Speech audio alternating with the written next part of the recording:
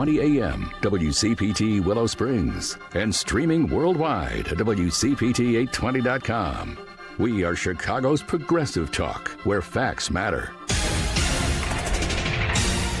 Now, your WCPT 820 weather update. From the Weatherology Weather Center, I'm meteorologist Jennifer Wojcicki. We'll see a few spotty showers and thunderstorms possible late today. Otherwise, cloudy skies. Temperatures steady early, then slowly fall throughout the day. Winds out of the southwest to 10 to 15 miles per hour. Tonight, a good chance for showers and storms. Cloudy, a low near 43. Wednesday, a chance for rain showers and storms early on, then a chance for rain and snow mixing here late. Cloudy skies. Temperatures steady early, then slowly fall through the day. That's your latest Chicago weather update. Currently, it's 59. This is the highlight of my morning. Hey, what's up? It's Island. And I'm Josh. And a little thing we love about the Chick-fil-A Bacon, Egg, and Cheese Biscuit is that it's our go-to morning comfort. And you've got that nice golden fluffy egg. With a soft, flaky biscuit. Crispy bacon. Melty cheese. You want something quick, you want something convenient, but most of all, you want something good. There's no better way to start your morning. There we go. Start off the morning with a Chick-fil-A Bacon, Egg, and Cheese Biscuit with Simply Orange Juice. Order on the Chick-fil-A app today. Real guests paid for their testimonials. You're listening to WCPT 820, because facts matter. Welcome to Choose Views with Richard Chew.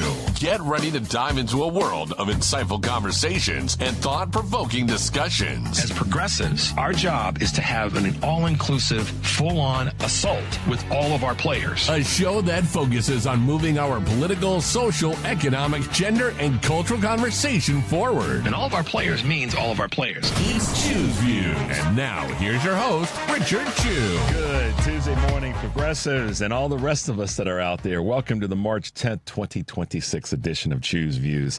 773-763-9278 is the number. Find my show on Facebook Live, TuneIn Radio, and YouTube. Email me at richard@WCPT820.com and follow me on all the socials.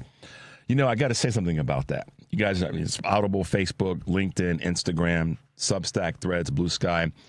And I think I know I did. Back at the beginning of the year, I said, make sure that you are paying attention to your feed. If you're on X, for whatever reasons that you're on, just, be mindful.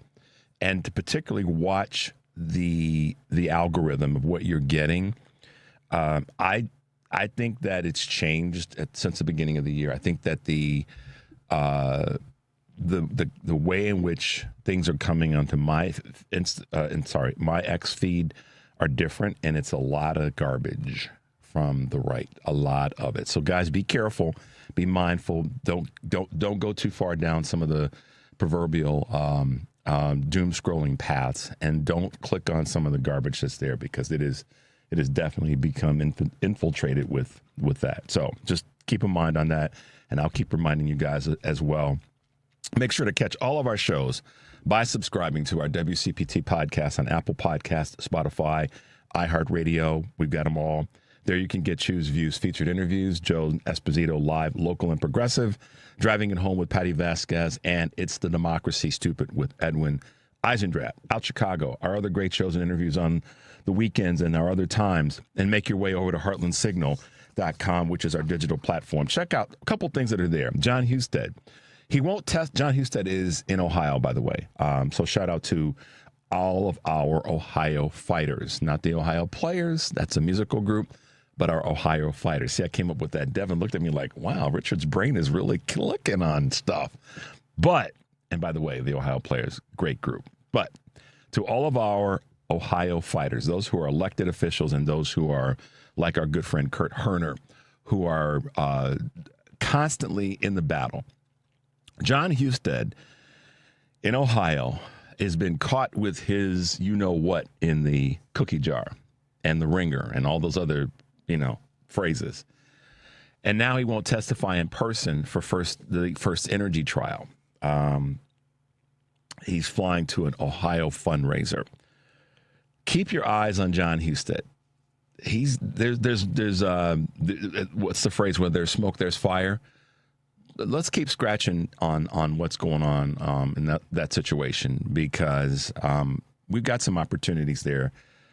But anyhow, that's one of the articles that we have over at Heartland Signal. our digital platform.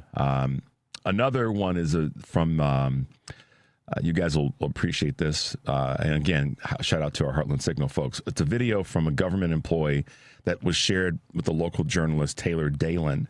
Shows of bounty hunters in Minneapolis disguising themselves as a plumbing service and pointing their guns at observers. You guys got to check this out. I'll let you do your own time in looking and checking out the piece there. Army General Randy Manner, who he's retired and he's been on my show, he's been on Jones, and I believe he's been on Patty's as well. But he's a former acting vice chair of the National Guard, talks with Joan about how he's very, very certain that Donald Trump has no idea about what to do in Iran. And one of the pieces the articles that I've got, just to kind of give you a highlight of later in the show, talks about the fact that he's desperately looking for an off-ramp because it's not what's being reported is not what's actually happening. So that's another great one you guys can check out. U.S. Representative Mark Alford from Missouri says, this is the one that, gosh, I'm glad sometimes I wish I were in Congress, and then there's times I'm glad I'm not. But this is one. He says, Americans need to take a little bit of sacrifice with higher prices for the sake of President Trump's war with Iran. Nah, Mark, we don't need to sacrifice a damn thing for this Trump's war. This deflection and distraction from the Epstein files and the fact that his economy stinks for the people who he said he was trying to help and ran on. No, we don't need to have sacrifice for what? No, our children need to be fed. Our children need to be clothed. Our children need to be in school. Our grandmothers and grandpas and aunties and uncles that are older need to be taken care of. Our regular everyday folks don't need to be sacrificing a damn thing there. Because your punk a president needed to run for cover. So maybe you should sacrifice something. Maybe you should step out of Congress for saying something as insanely insulting as that. I get tired of the Republicans telling us that we need to sacrifice for the country's, not even for the country, sacrifice for Trump's war, sacrifice for Republicans, GOPers, telling us. This is so funny. They always want to have this whole thing around small government. Oh, small government. We need. But the minute y'all get in trouble, what happens? Everybody else needs to sacrifice because your dumbasses can't figure out how to do things the right way, and you don't have the ethics and the efficacy to do it the right way. So no, Mark Alford, Republican from Missouri. Everybody listening throughout the globe, call his office and say, no, we're not going to sacrifice. Not for this war. When we didn't need to be there in the first place. Mike Mercado sent me a text yesterday, and I'm trying to remember it. I'll see if I can pull it up real quickly. But basically, Mike was spot on. He said, how many people have been harmed? Let me find it again. And what freedoms exactly has Iran taken from the U.S.? Exactly. What freedoms? List them in this conversation about the sacrifice, Mark. Paying more at the gas pump. For what? For what? Because your boy got caught, and there is evidence all over the map that he has acted like a disgusting pedophile. So, see, I can say that because I was acting like it and call him one. Some of those out there who want to try to, you look in the mirror first. So, make your way over to Heartland Signal. Check out the great work that our digital news team has done. They always do, and we're fortunate to have them in our corner and providing us with great content. On today's show, the 6:30 hour, interview with one of the philanthropy voices, Vu Le, who's going to talk to us about how we should look at reimagine philanthropy. Really interesting guy to talk with. And then in the 7 o'clock hour, Seth David Radwell, who is the author of American Schism, will be hanging out with us for a bit. And I want to pose this to you guys in terms of a couple of questions that you are happy to call in, and we'll do our best to try to get you on with Seth to have him answer the question directly to you. It's kind of two questions, and we'll talk about this as well throughout the show. How do we repair and defend and maintain our democracy? I'm gonna pose that to Seth, and you guys can chime in if you want to call in during that segment or anytime during the show today, because I'd like to get you on. And then, how do we heal our country's divide? 2 questions that Seth, I know, will have perspective on. Again, how do we repair, defend, and maintain our democracy? And the second question is, how do we heal our country's divide? And we'll talk to Seth about that in the 7 o'clock hour. But let's talk about what people have done in this country to make things better for all. I'm always on the conversation about what we do for each other. What we do for ourselves, we do for each other, if we look at it from that perspective. So check this out, progressives. All the way back to Reconstruction. Black folks get power. What do? They make sure there's public education for everyone. That's why families like mine got to go to school, because black people had power in the 1860s and 70s in the North Carolina General Assembly. Black folks get, some empowerment during the Civil Rights Movement. What does that mean? It means they insist that wages go up. When wages go up for black folks in the South, wages go up for white folks in the South. That's been the story of this country. It has been. And that's one of the things. I wanted to share this with you guys during Black History Month, but I guess I'll go back to what I believe, and that is Black history is American history. And, when we think about how, and the reason that I wanted to also play this is Bloody Sunday, if you guys remember, the anniversary of that. And one of the lessons about that is it was all about empowering black folks, strengthening black citizens, and making sure that the playing field was a little bit more fair. I've talked to a number of people who, one of my mentors was there on Bloody Sunday. He, to this day, has a small metal bit of repair. I want to say metal plate, but he has a small, for lack of better words, metal plate in his head from being hit in the head with a baseball bat during Bloody Sunday. And one of the lessons that I've learned from him is that it is about determining how hard you're going to fight for what you say you believe in. So I fortunately have had civil rights leaders or civil rights activists in my life, all my life. But to what the professor says in this clip, when there's been a push for civil rights, and when black Americans who are trying to push for justice and push for fairness and push for balance have moved into positions of power politically, socially, in the business community, it's always been ultimately to uplift everybody. It hasn't been just to uplift black Americans. It's been to uplift all folks who, and this is a proof in the pudding when you look at many of the kind of rural white folks that have benefited from the raising of wages. See, the raising of wages just didn't happen for black people because of the civil rights movement and civil rights efforts. It happened for everybody that was underpaid. And so on this anniversary of Bloody Sunday, or during this period of time, I wanted just to kind of highlight a clip that I came across as it relates to not only economics, but education and social issues. So there you go. Let's take a quick break, guys. The number is 773-763-9278. You're listening to Choose Views on WCPT, AM 820 in Chicago, and WARR 1520 AM and 103.5 FM from Warren County, North Carolina. I'm Richard Chu. We'll be right back.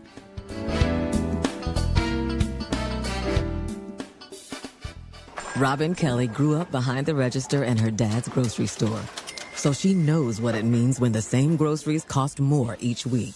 Under Donald Trump, corporations get tax breaks, loopholes, and a green light to price gouge. Families get higher grocery bills, higher childcare costs, high healthcare premiums. It's Trump's economy. Corporate profits first, people last. In Congress, Robin Kelly's been fighting back. Robin took on insurance companies to lower drug costs. She wrote the law extending Medicaid for new moms to a full year because cutting care after 60 days was just wrong. And now Robin Kelly is running for Senate with a people over profits agenda. Medicare for all, so healthcare isn't a ripoff. Cap on childcare costs so families can work.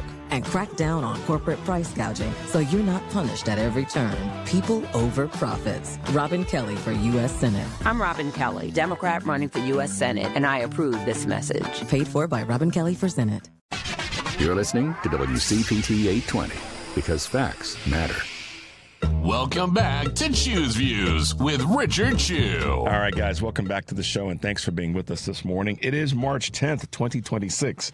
So, with our Choose Views news for this morning, we have a few items in terms of numbers to watch this week. So let's hit them with a couple Choose Views news. Devin, the numbers to watch. Inflation is in focus this week, with the government expected to release the latest consumer price index tomorrow, which is Wednesday, and the personal consumption expenditures on Friday, on the heels of the surprising weak February jobs report.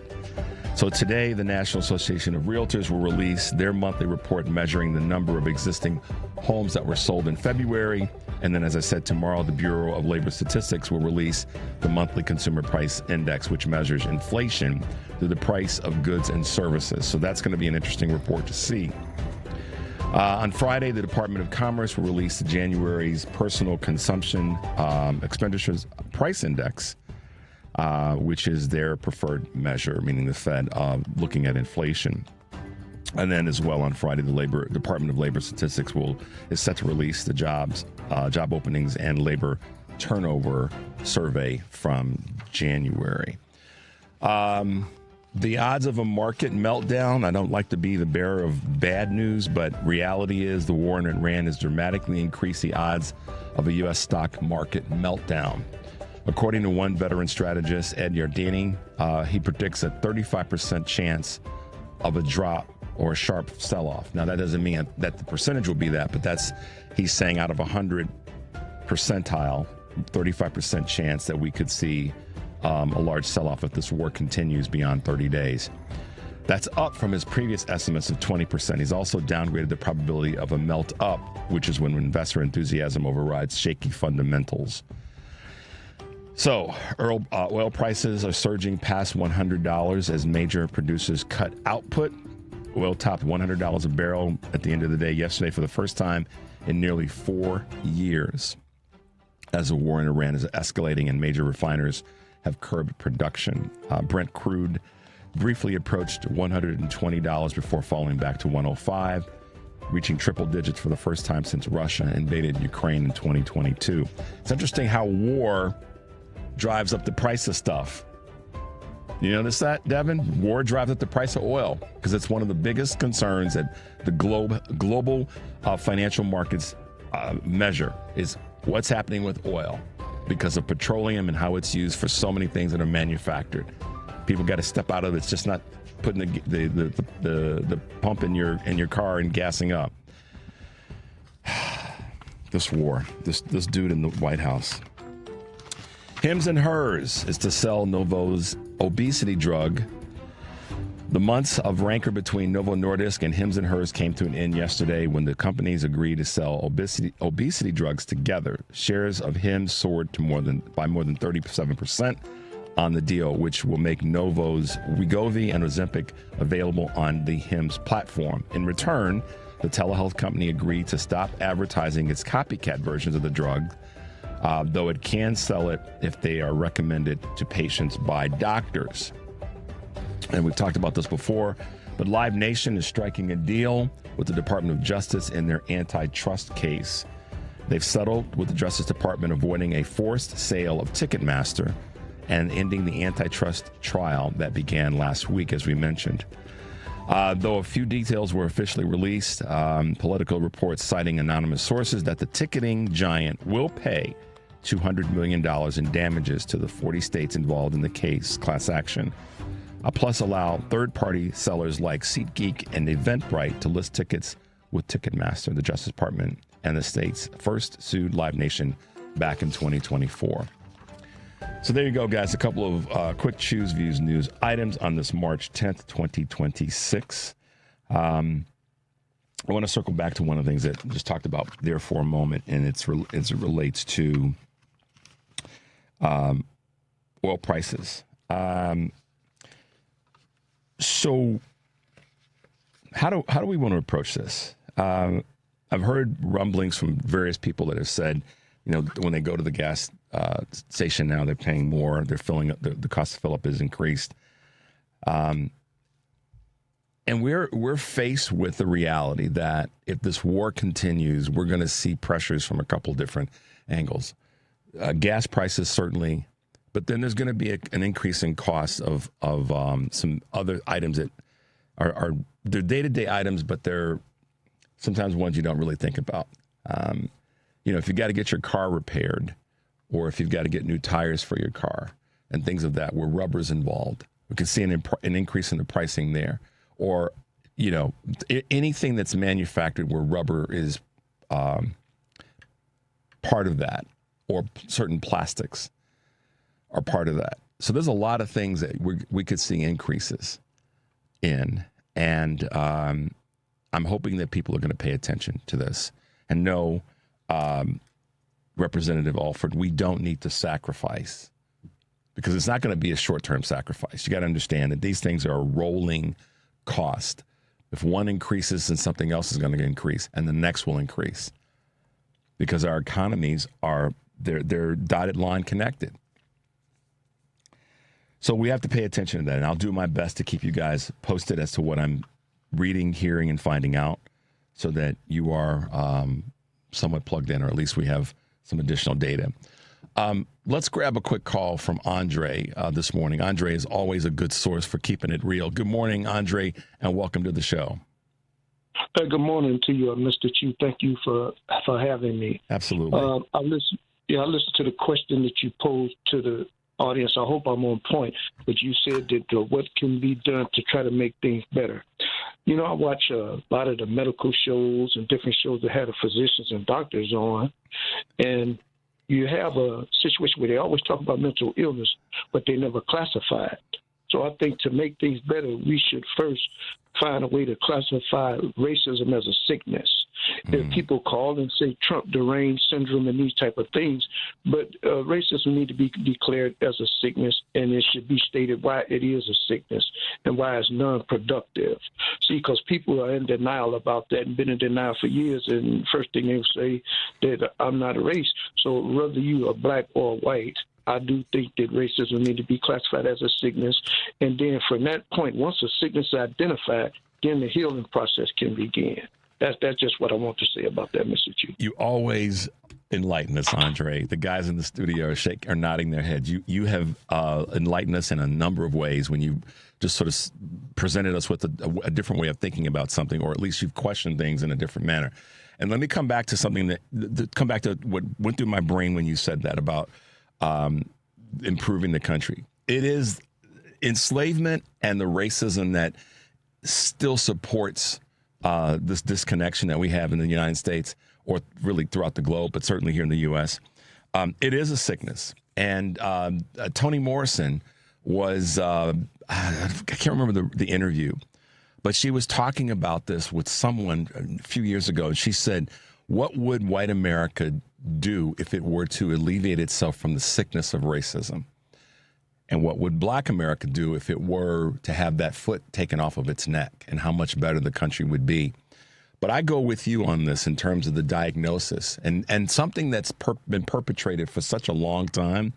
Like, physiologically, if we, keep doing a certain thing to our body system will change, because it will defer to the repeated. It's sort of like I look at it like this in terms of injuries. If you've got a bad ankle or a bad knee or a bad hip, and you're walking around with that and you're not getting it attended to, eventually it's going to affect the other parts of your body, because your body will compensate. You'll start developing lower back pain, shoulder pain, all the rest. And I look at racism in a similar vein.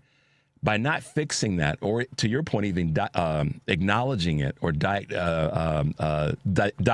it, if you will, then we just keep repeating some of the same things, and we create other problems in other parts of our life. So that's, once again, Andre, spot on with your assessment of where we are. And I agree with you. If we can acknowledge that it is a thing, and then we can start to work toward, I believe, I agree with you, trying to fix some of the problems that it's caused in our society. So, yeah. Go ahead. I'm sorry. Yeah, Mr. Chu. Yeah, no, I'm sorry as well. Yeah, it is a serious thing because what's happening with the racism, that it is shaping our discourse and it's shaping our policy decisions too. Politicians, they're letting racism base their decisions. And I heard you the other day when you talk about the amount of money that we're spending on this war as opposed to the amount of money we're spending on SNAP benefits. Well, that addresses the same issue because we are spending way more money on this war and these missiles at $1 million a piece than it takes to feed people with the SNAP benefits and whatnot. So why is it like this? Well, racism has something to do with this policy. It's overshadowing this policy because the misconception is that minorities and low-income people is what's straining the system with the finances. Wrong answer. What's straining the finances is this military budget. Yep. That's what I want to say, Mr. Chu. Andre, thank you as always. We so appreciate your contribution to the show, and I realize we have to listen to our listeners because you guys have a great perspective on so many items. So thanks for giving us a call this morning, Andre. Stay safe. We appreciate all that you do contribute to our show. Thank you, Mr. Chu. All right, have a good day. We'll talk to you soon. You as well. Bye-bye. Andre, I like his perspective on these things. He seems to be. I've never met him, but when we've talked to him, he always seems to have kind of sat back and thought about this in a very common sense, simple way of observing it. But yeah, the war. No, Mark Alfred, we are not going to sacrifice. We should not sacrifice anything because this dude in the White House has to cover for his bad behavior. And I know that there is some, I listened to a couple of folks yesterday that tried to make sense of this war as a way of trying to trying to make sense of it by saying, hey, listen, these guys are bad guys. We need to take care of the bad guys on the planet. Well, okay, if that's the case, like I said last week, and when we went and got the Venezuelan president, if those are the rationale that we use to go and get somebody or take out somebody that's doing the things that we label as bad, it's kind of like Eric Grant says oftentimes on the family meeting, what are the rules? What are the rules? And Devin, you've heard Eric say this for years now. What are the rules? If the rules say we can go, if the rules say that an entity, a government can go get a bad guy or a bad woman for their political social leadership behavior, then somebody needs to come get Donald Trump. Full stop. Somebody needs to come get Donald Trump because he is and has, based on the things that we know, not the speculation or the hope or I wish it were true, but we have evidence that for the same reasons, somebody should come get him. We're going to take a quick break. We've got an interview that you guys will hear on the back end of the break. The number, of course, is 773-763-9278. You're listening to Choose Views on WCPT AM 820 in Chicago and WARR 1520 AM and 103.5 FM from Warren County, North Carolina. I'm Richard Chu. We'll be right back. Chicago. On March 17th, we choose our next voice in Congress. LaShawn Ford's record, disqualifying. LaShawn Ford was indicted and convicted by President Obama's Justice Department for tax fraud. And that's just the start. While we were struggling, LaShawn Ford was getting rich in real estate, ripping off working people and evicting families in need. Then Ford voted to raise our taxes by 32%, one of the biggest tax hikes in Illinois history. All while skipping out on paying his own taxes and voting to give himself multiple raises. LaShawn Ford sticks us with higher taxes while he gets a deal. We can't afford another self-dealing career politician in office. LaShawn Ford is not who we need in Congress. Paid for by Fair Shake and not authorized by any candidate or candidates committee. Fair Shake is responsible for the content of this advertising. www.fairshakepac.com. You're listening to WCPT 820. Here's the latest Chicago weather update. From the Weatherology Weather Center, I'm meteorologist Jennifer Wojcicki. We'll see a few spotty showers and thunderstorms possible late today. Otherwise, cloudy skies. Temperatures steady early, then slowly fall throughout the day. Winds out of the southwest at 10 to 15 miles per hour. Tonight, a good chance for showers and storms. Cloudy, a low near 43. Wednesday, a chance for rain showers and storms early on, then a chance for rain and snow mixing here late. Cloudy skies. Temperatures steady early, then slowly fall through the day. That's your latest Chicago weather update. Currently, it's 59. Alexa, play WCPT. WCPT from TuneIn. Welcome back to Choose Views with Richard Chew. Hey guys, welcome back to Choose Views. This morning I've had the opportunity to interview one of those people who's once again written something important to all of us as we look at what we try to do as progressive liberal Democrats. And whether you are in the business of philanthropy or not, those who are in the business of helping people can learn a lot from our next guest. Vu Le is with us, who has been, from all people's estimation, one of those voices that says that philanthropy can be handled and managed a little bit better, certainly a little bit differently. And I'm so honored to have you with us this morning. Vu, welcome to Choose Views on WCPT here in Chicago. Thank you, Richard. Thanks for having me on. Tell our audience a little bit about you and certainly about kind of your progression through the business, if you will, of philanthropy. And let's talk a little bit about some of your writings in that space. Yeah, I have a master's in social work, and I've been running nonprofits for a while now. So doing just tons of work around fundraising and community engagement and everything. I write a blog called Nonprofit AF. Right. And I've just been yelling about the sector for a while now. When you say yelling about the sector, tell us what that means, what you've been yelling about, the good, the bad, and in the middle. Yeah, well, the good is it's a really important sector. Nonprofit philanthropy are really critical. I kind of liken it to air, right? People don't appreciate air because it's invisible. Like all these nonprofits are all around us, but they're invisible. And so a lot of people just take them for granted, but they're doing incredible things all the time. We do have a lot of challenges. We have funding issues. We have donors and funders who don't understand what's going on. They restrict what we can actually do and prevent us from actually achieving the things that we set out to achieve, which is like to end homelessness and poverty and so on. Well, and that's the thing too. A lot of times with philanthropy, I think that not the understanding, but the observation about philanthropy is that it's just wealthy people deciding to be kind and be nice and give to those who have less than they do, if you will. But that's really not the only part of or side of philanthropy. Talk a little bit about that part in terms of it's not just a bunch of rich, wealthy people deciding they're going to, drop a check to a particular organization or cause. Well, we can get to the philosophy of it, Richard. Like philanthropy, the way that other communities that are non-white define philanthropy is different, right? We have different forms of philanthropy in other communities. Women supporting one another through loaning and so on, right? Communities getting together to support one another when someone dies, for example, and there's funeral costs and so on. But the way that we think about philanthropy over here is it is about like rich people who oftentimes build their wealth on inequitable means, such as tax avoidance and worker exploitation and slavery and stolen indigenous land. And then they hoard this money, and then they get to determine what it is that societies work on. But I think what we really need to focus, because this is talking about progressive issues, is that there's a difference between progressive philanthropy and conservative philanthropy. And the differences have been making the conservative movement so much more effective, and we don't talk enough about it. What is it that, well, two questions. One, what is the difference or differences that you highlight the most between conservative and let's say non-conservative philanthropy or more liberal or progressive philanthropy?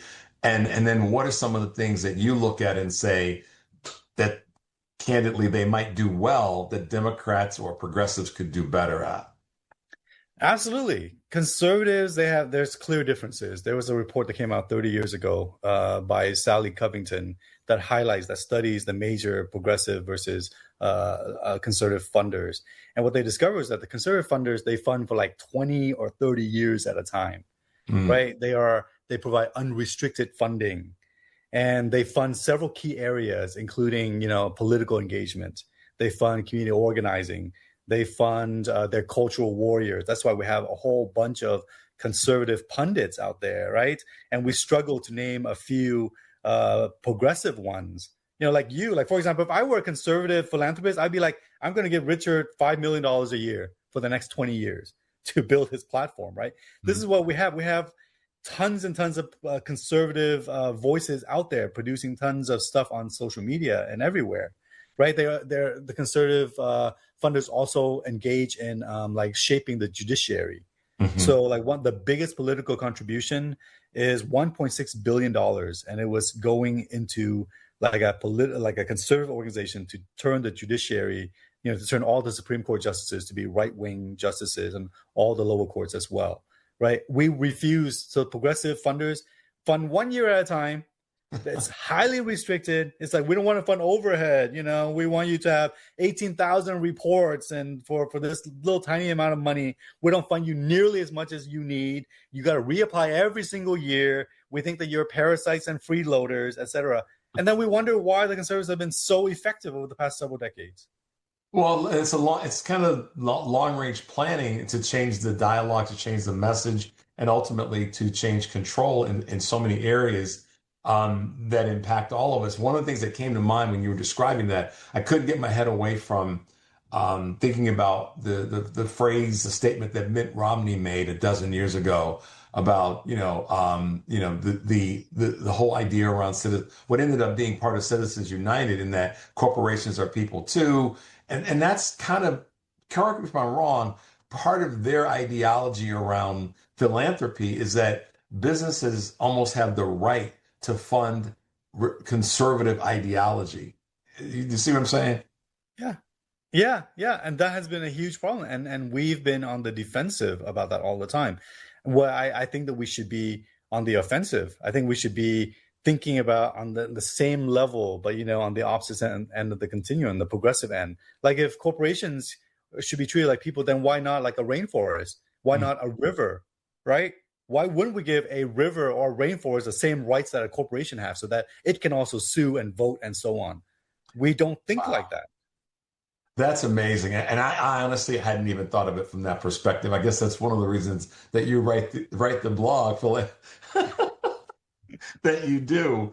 One of the words that comes to mind, and you use this so often when you talk about how philanthropy and philanthropic activities can function differently in this era, is to reimagine what they can look like and what they can do and what the outcomes can actually be.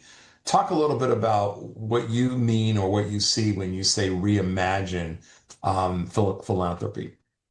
Yeah, I think right now we have this idea, this very incremental idea, that the world is really terrible, and the only thing we can do is to make it 10% less terrible every single year, right? And that's kind of our basis of philanthropy right now. I want us to stop with that. I want us to start to really imagine what kind of world we want to create, right? And start moving towards that world, like a world without poverty, without war, without homelessness. And in which case, we're going to have to think a lot bigger, because right now, all these nonprofits, one of the examples I put in my book was about Juicero, which was a Wi-Fi connected juicing machine. All right, this came out of Silicon Valley, right? It was a $700 machine. It was Wi-Fi connected, and you put these packets in there, and it squeezed out one glass of juice per packet, right? Yeah. And Bloomberg did an investigation where they discovered that you can just basically take the packages and squeeze them and get almost the same amount of juice, but faster. So they wrote about this, and this company went bankrupt. But before they did, they were boasting that they had $125 million in venture capital, right? They had like 50 full-time engineers designing this Wi-Fi connected juicing machine. And in the meanwhile, we've trained philanthropists and people on the nonprofit side to think, that we could end homelessness with like a $10,000 grant every year or something like that, Like I wanted to like actually, and what does this mean? How do we actually, if we're gonna reimagine philanthropy, like we imagine a world where we don't actually need philanthropy because people are well paid, and they're taking care of one another. We won't have all these foundations hoarding resources and avoiding taxes and so on.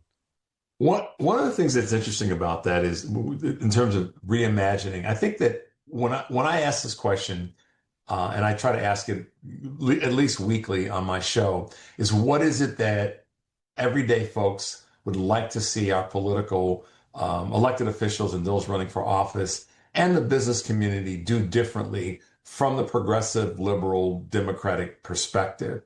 What is it that they want to see people plan for differently and target differently?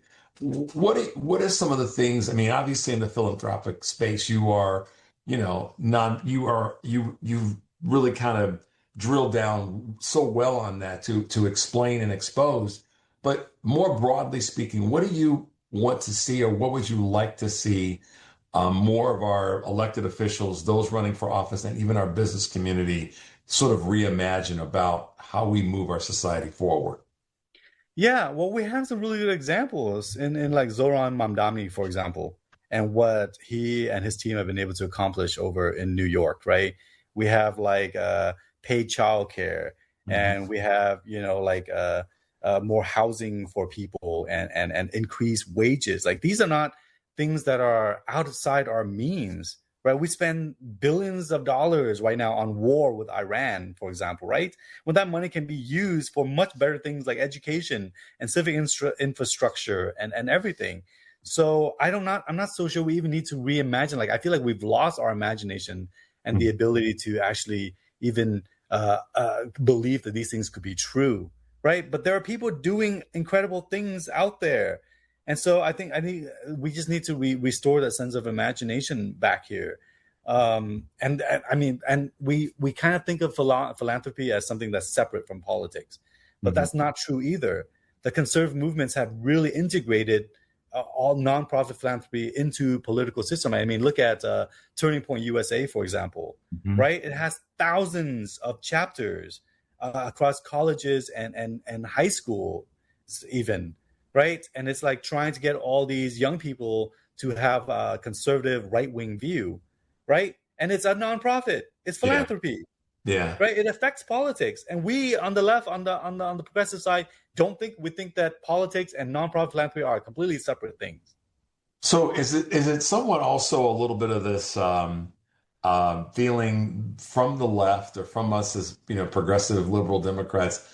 And certainly not you and me, but those who are in elected offices, they don't want to get their hands dirty. They don't want to kind of rub up against the what might be the murkiness of doing things a little bit differently, because the perception is, oh, we can't do that, or that's not the way that the even on the left, the status quo, we can't do that. We're above all this. Is some of that kind of get in our way? You know what I'm saying? Yes, it absolutely does. That is one of the key differences, I feel like, between liberals and Democrats versus Republicans, conservatives, is that conservatives, they're willing to be engaged in politics, whereas over here on the left, on the progressive side, we're like, oh no, we're above that we don't want to get into the fray, we don't want to get our hands dirty, and I feel like it has been biting us. Over the past several years, it's been backfiring, and I think that's something we really need to get a better handle on.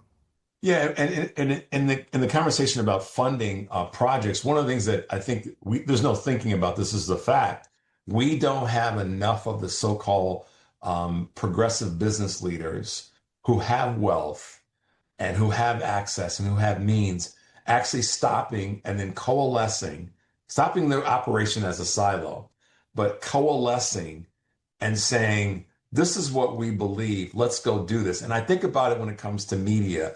I've said this for a long time, even before my show. I've said that if the 10 wealthiest progressive athletes got together and said, we want to make things different, they could do that. If the 10 wealthiest progressive business people, and I mean the uber wealthy business people that are progressives weren't worried about stepping on each other's toes and just said, you know what, we pretty much agree that this is a better way, and they all came together, we could get some stuff done, whether it be viewed from a philanthropic standpoint or business or kind of the merging of the two. And that goes back to something you said earlier about sometimes it's the fear of merging politics and philanthropy and business. But when they come together, we really do get a lot of stuff done. So I know I threw a lot at you there about the politicians, about the athletes.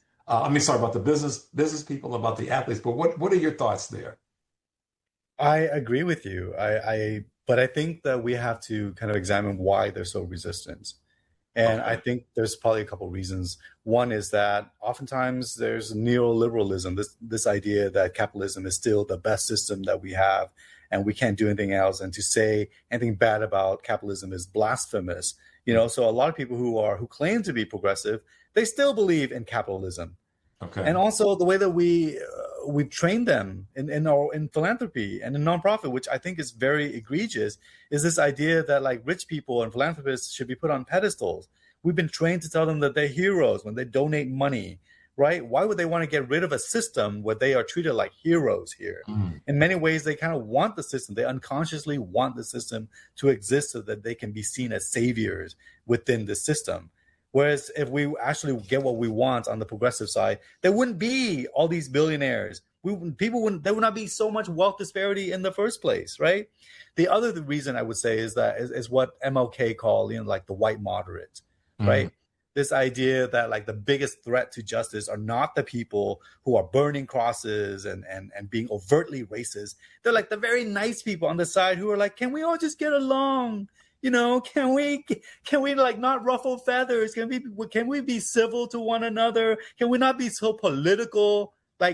And so I feel like a lot of these athletes and business people who claim to believe in a just and equitable world, they are still white moderates. They don't want to create this like tension. They don't like tension.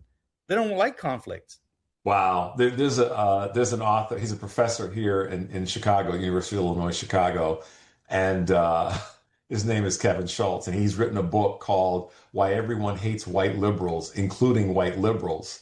And I have him on the show every few weeks, and he really does drill down on what you just talked about, going back to, shortly after the Korean War, going into the 60s and how, the country, the white liberal voices in the country really kind of put a lot of brakes on, maybe inadvertently or intentionally, the actual progress that we could be having, whether it be in business, whether it be in politics, social issues, and certainly in philanthropy, because they wanted to be rewarded for being involved and saying something, but not really risking it all to really get down to the nitty gritty to get stuff done. And so you fast forward to now, and whether it be Dr. King or Malcolm or Medgar, and so many others that have said their versions of that, it still does kind of hold true with where we are from the left or the center left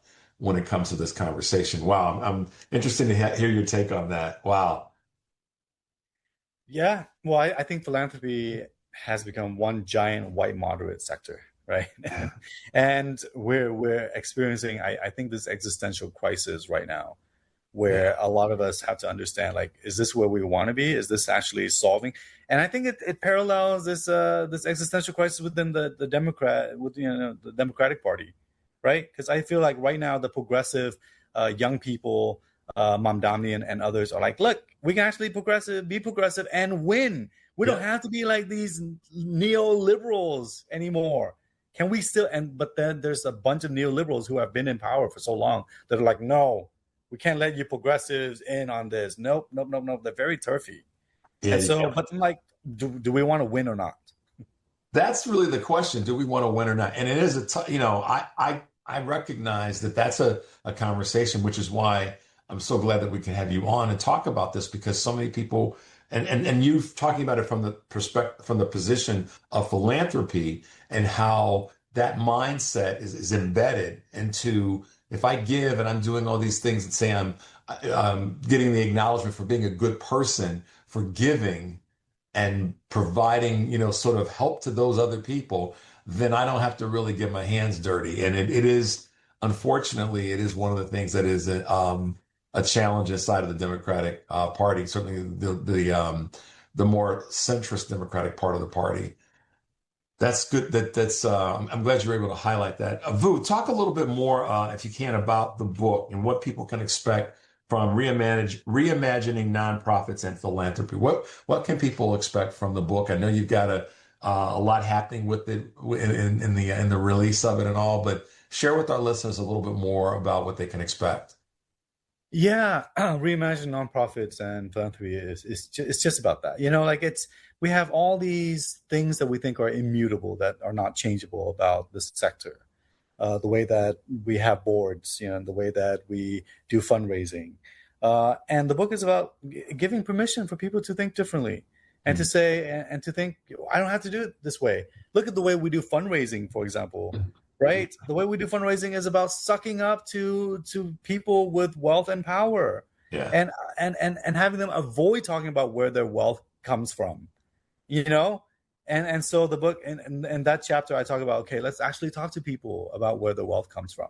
And maybe instead of just like them giving $1,000 and then we write them a handwritten thank you note and stuff, we can do that. And then also talk to them about like paying more taxes and returning like stolen indigenous land and making reparation for slavery that their ancestors might have benefited from.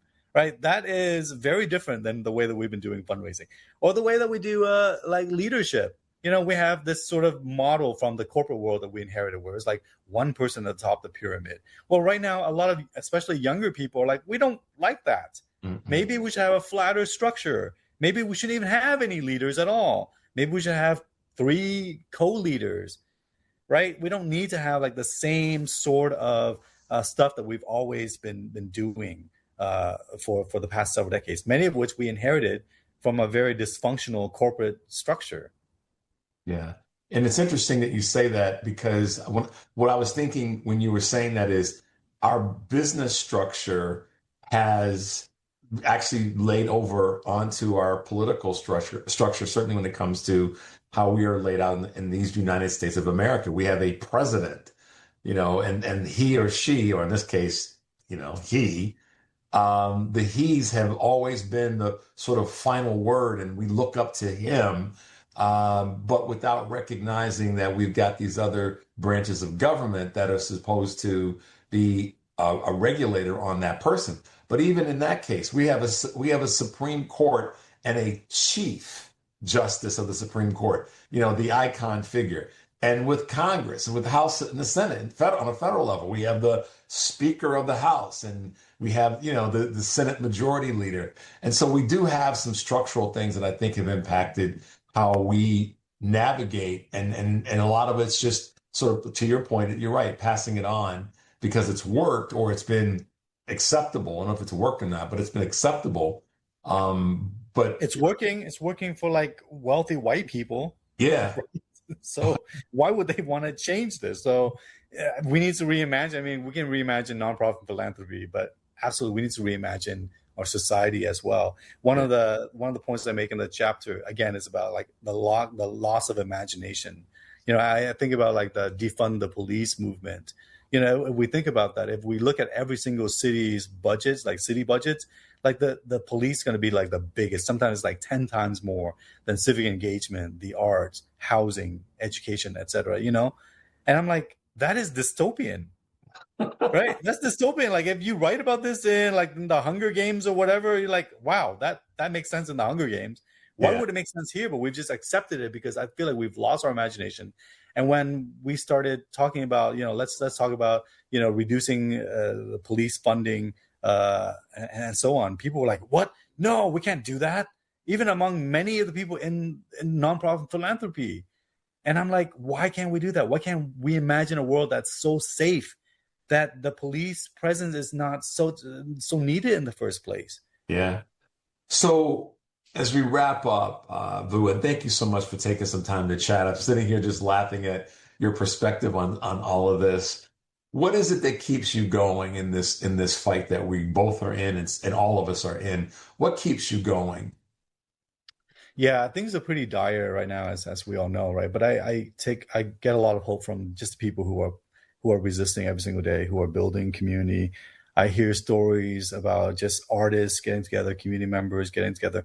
Like I feel like in Houston, I read about, right? They banned rainbow crosswalks in Texas. The governor banned rainbow, and all these artists got together and they started painting rainbows everywhere, right? Yeah, there are people. Yeah, there's a group that's like of pilots that are like flying people who need transgender care or abortion access from one state where it's illegal to another state where it's not. Like, there are amazing people who are doing incredible things every single day, and I'm just really grateful for them. Yeah, well, I hear you there. How can folks get a copy of the book? How can they follow you on social or wherever you're hanging out these days? Yeah, I encourage local bookstores, Reimagine Nonprofits and Philanthropy. My blog is nonprofitaf.com. You can also find me on Instagram at nonprofitaf. Yeah, thank you for having me on the show, Richard. Absolutely, man. I saw you on social and I reached out to our folks here, and I was like, wow, it is amazing, this tool that we have, if we use it a certain way, how much connection it allows for us to have. So, Vu, thanks for being with us today, and I look forward to finding a way to have you back on, and we'll talk more about this. And maybe you and I can write a paper and a proposal and get it to the DNC and say, listen, this is how you all need to go about handling fundraising. I'd be up for that. I'd be totally up for that. Thank you so much. Thanks, man, for hanging out. We'll talk to you soon. Bye. All right. Thanks so much for Election night is almost here. Join us for the WCPT Election Night Special on Tuesday, March 17th from 7 p.m. to 10 p.m. hosted by Jonas Esposito, Richard Chu, and me, Patty Vasquez. Election Day coverage will start with Joan Esposito, live, local, and progressive, from 2 to 5, and Driving It Home with Patty Vasquez from 5 to 7. WCPT will have reporters all over Chicagoland with updates from state and local candidates' election headquarters. The WCPT Election Day coverage and the WCPT Election Night Special are sponsored by Phasio Insurance, an independent insurance agency serving residents and businesses in Will and DuPage County since 1953. For more information, call Paul Phasio at 815-727-2611 or at phasioinsurance.com. Remember to join WCPT Radio on Tuesday, March 17th, that's St. Patty's Day, by the way, to get the latest primary election news. See you on the radio at AM 820 and WCPT820.com. Chicago's Progressive Talk, WCPT 820, where facts matter. Here's the tale of Tina, searching up and down for decent GLP-1s, but got spun around. Till Good RX wrote in, hey, we got something new. GLP-1 prescriptions, all FDA approved. Brand name meds, no flags in a red. Clear pricing from the start. None of those hidden fees in your cart. Delivered to your door or pick up same day. Darn tootin'. Save time and money on prescriptions. I'll put it to goodrx.com/weight loss. GoodRx is not insurance. Save big on everything when you shop at Menards. Transform any room with window images, blinds, and shades. We have everything you need for updating your window treatments. We carry vinyl, aluminum, and faux wood blinds, cellular shades, and more. Plus, get them trimmed to width in-store for free. View our entire selection of window treatments today on Menards.com. Plus, check out our weekly flyer and find all the great deals happening this week. Save big money at Menards. Amazon Business empowers leaders with smart business buying tools, leaving time to focus on strategy and growth. Free up your teams and focus on your future at AmazonBusiness.com. AP News, I'm Haya Punchwani. AP's Lisa Dwyer reports on the dignified transfer for a Kentucky soldier who died Sunday from injuries sustained in the Iran war. Vice President J.D. Vance and Defense Secretary Pete Hegseth joined the grieving family of a Kentucky man who was the 7th U.S. service member to die in combat during the Iran war. Pentagon says 26-year-old Army Sergeant Benjamin Pennington of Glendale died after being wounded during a March 1st attack on an air base in Saudi Arabia. One of Pennington's former teachers, Tom Pitt, says, he was basically the quintessential All-American. I'm Lisa Dwyer. A partial government shutdown is keeping TSA workers from getting paid, meaning some Asians are missing work. At Houston's Hobby Airport, traveler Will Sims says he's never seen lines like this before. So far it has been good, but I'm very empathetic to the people that are having to deal with the 3, 4, 5 hour lines because obviously it's spring break. You know, travel plans are getting delayed or canceled, and so you have children involved, which is very tough. A pro sports league is scrapping plans for one of its teams to promote a local strip club after facing criticism. Correspondent Gethin Kulbaugh. The NBA has called off the Atlanta Hawks' plans for a night celebrating the city's Magic City Adult Entertainment Club. The league says it did so because of concerns from many across the NBA. Atlanta announced the plan last month, saying the team would pay tribute to an, quote, iconic cultural institution, end quote, with food, music, and exclusive merchandise. Luke Cornett of the Spurs spoke out against the idea of promoting a strip club and urged the parties to reconsider. The tribute had been scheduled for next Monday during a game against Orlando. I'm Gethin Kulbaugh. This is AP News. A cable show about JFK Jr. has spurred a pop-up look-alike contest in New York City. A handful of JFK Jr. lookalikes showed up for a contest inspired by the popularity of the controversial series Love Story, John F. Kennedy Jr. and Carolyn Bessette. Not all look the part exactly, but they tried to dress it, with winner Julian DeVincentis wearing workout gear, sunglasses, a backwards baseball cap, rollerblades, and probably most importantly, showing off some chest hair. I honestly didn't think I was going to win, though. I thought I was going to come in second or third, maybe. I feel like there was going to be one guy that just had to look down. But there was only a few guys doing it, so I didn't even beat that many guys out. The Manhattan resident was chosen by the loudest applause from the crowd. DeVincentis walked away with a novelty check for $250, a T-shirt, and bragging rights. Julie Walker, New York. I'm Haya Panjwani, AP News. This is 8:20 a.m. WCPT Willow Springs and streaming worldwide at WCPT820.com. We are Chicago's progressive talk, where facts matter. Now, your WCPT 820 weather update. From the Weatherology Weather Center, I'm meteorologist Jennifer Wojcicki. We'll see a few spotty showers and thunderstorms possible late today. Otherwise, cloudy skies. Temperatures steady early, then slowly fall throughout the day. Winds out of the southwest at 10 to 15 miles per hour. Tonight, a good chance for showers and storms. Cloudy, a low near 43. Wednesday, a chance for rain showers and storms early on, then a chance for rain and snow mixing here late. Cloudy skies. Temperatures steady early, then slowly fall through the day. That's your latest Chicago weather update. Currently, it's 61.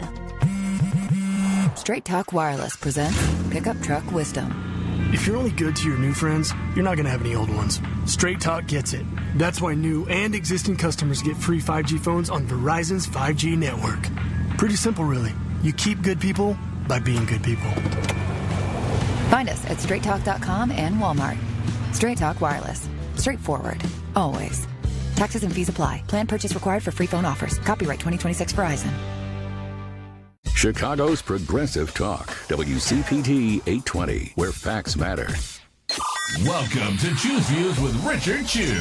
Get ready to dive into a world of insightful conversations and thought-provoking discussions. As progressives, our job is to have an all-inclusive, full-on assault with all of our players. A show that focuses on moving our political, social, economic, gender, and cultural conversation forward. And all of our players means all of our players. It's Choose Views. And now, here's your host, Richard Chew. Hey guys, welcome back to the show. Great opportunity to talk to Vu Le, who is leading voice in the area of philanthropy and also just some common sense thinking about what we should be doing better in our country.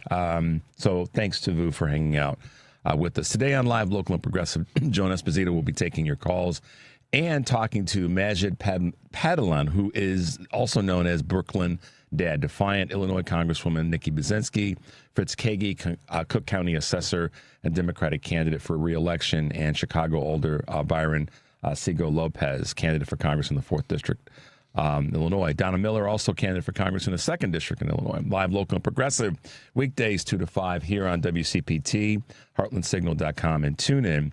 And then tonight on Driving It Home, Patty Vasquez will be joined by Kevin Morrison, Cook County Board Commissioner and candidate for Congress, Reed Showalter, candidate for Congress in the 7th District of Illinois, Terry Cosgrove, Senior Advisor to Project 50 and former President and CEO of Personal Pack, along with Amy Litfield, author of the new book, Killers of Roe, a whodunit that investigates the death of abortion rights. Driving It Home with Patty Vasquez, weekdays 5 to 7 here on WCPT AM 820, Heartland Signal website, TuneIn, YouTube, and Facebook. Tomorrow on Wednesday, my guest on Choose Views will be Kurt Mullett, our good friend from Hoosier Blue 63, and we may have a special guest hanging out with me and Kurt during our show tomorrow. And then from MS News, also formerly known as MSNBC, Eugene Robinson, political columnist and author of the new book, Freedom Lost, Freedom Won, A Personal History of America. Looking forward to having both of those guys hanging out with us, and we'll be taking your calls as well. So tune into all of our shows. This morning, we've got back with us a political analyst, speaker, and author of the book American Schism, How the Two Enlightenments Hold the Secret to Healing Our Nation. Seth David Radwell is that political analyst, speaker, and author, and I want to welcome Seth back to Choose Views. Good morning, Seth. Welcome to the show. Good morning, Richard. How are you? It's a pleasure to be back with you. Yeah, man, you too. Glad to have you with us. I'm doing well, and like you, staying in the fight. Staying in the fight. Yes. Mm-hmm. Hey, listen, at the beginning of the show today, I let the listeners know that we might grab a couple of calls if people do call in, because I put two questions out that I know you will have some observations on and perspective on. Those two big questions, and we'll talk about the other topics of the day, but these are definitely ones that are in your wheelhouse. How do we repair, defend, and maintain democracy? One. The second question that I put out to listeners this morning is, how do we heal our country's divide? These are two areas that you've written on in both cases, in part. So we may get a call or two, we may not, from listeners who may want to get your take on in those two areas. But so keep that kind of in the back of your mind. But absolutely, Seth, we are at war. We're not at targeted strikes and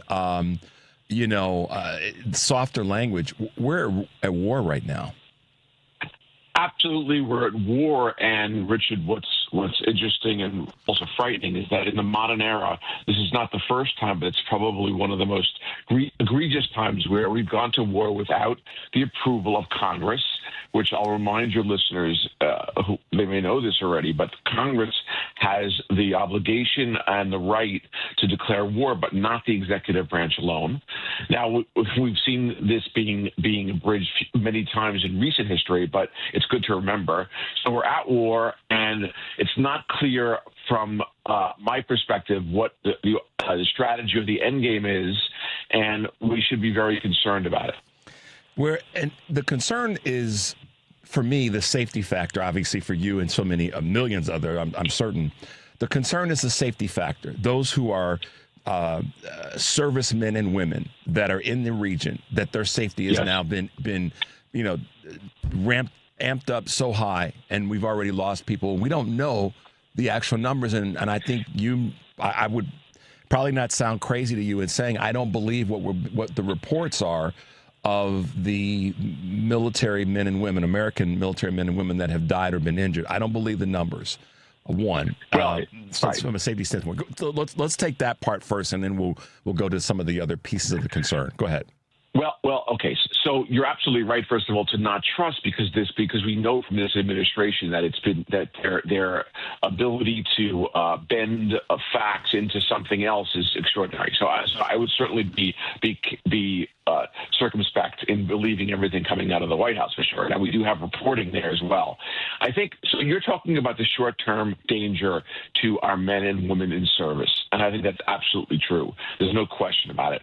But there's a lot of other dangers as well in terms of the global order that we continually in this administration seem to put aside in terms of what the norms are in the 21st century about sovereignty in countries, and recognizing in our history that we've tried to nation build and throw out, let's say, dictators who are horrible to their people, but in those situations often break and end up becoming worse than they were before.